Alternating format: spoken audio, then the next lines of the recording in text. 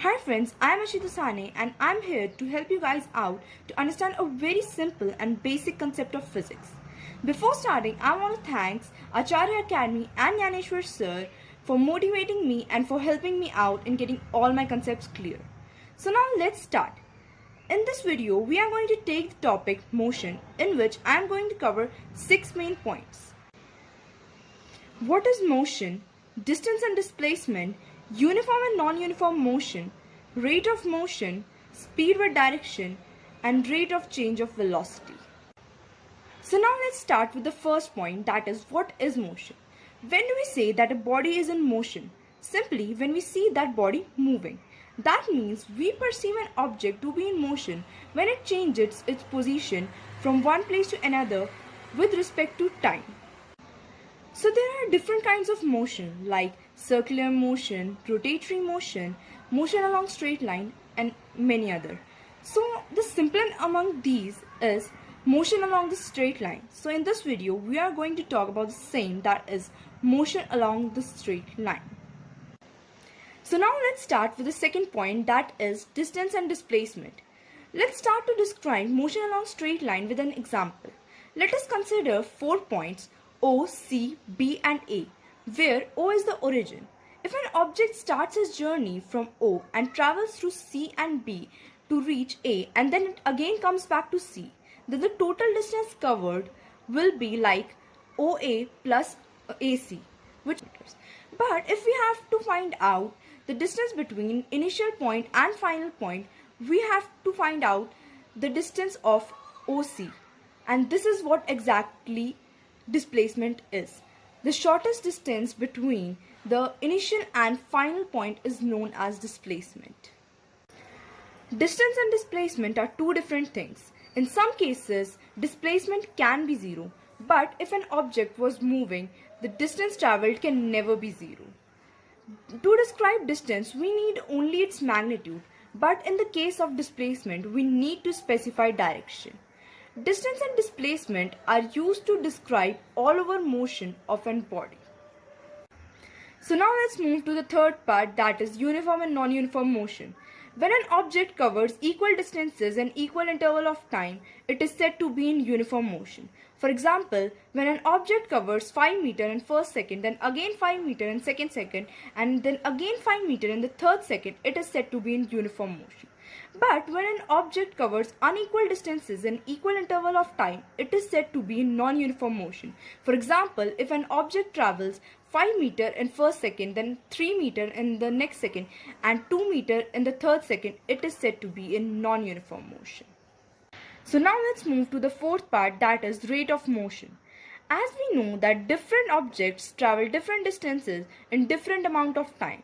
So how can we find out that at what rate that object is moving, or what is the rate of motion? In order to do this, we have to find out distance traveled and the time taken. That means we have to find out that how much distance is traveled by an object in unit time, and this quantity is known as speed. The SI unit of speed is meter per second, centimeter per second and kilometer per hour. Speed is a scalar quantity and it requires only magnitude. In the case of non-uniform motion, we have to take out average speed.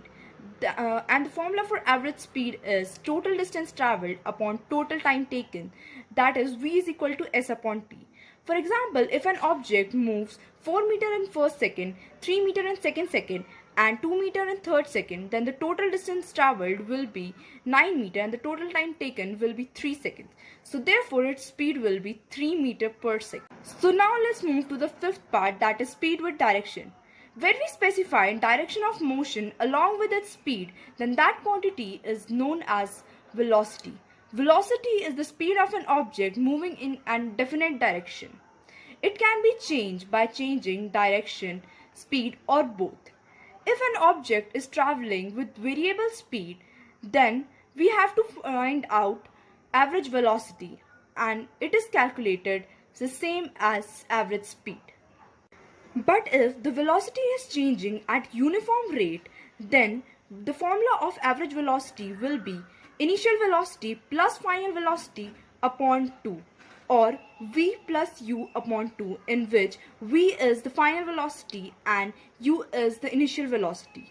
The SI unit of velocity is same as speed. The only difference between speed and velocity is that in velocity the direction is specified.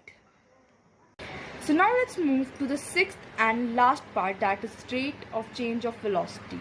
In the case of uniform motion, the velocity remains constant. So therefore, here the change in velocity is 0. But in the case of non-uniform motion, velocity changes at different points. So how can we find out the rate at which the velocity is changing, or how can we express the change in velocity? For this, we have a quantity known as acceleration, which is the measure of change in velocity per unit time. Its formula is change in velocity upon time. We can find out change in velocity by subtracting initial velocity from final velocity.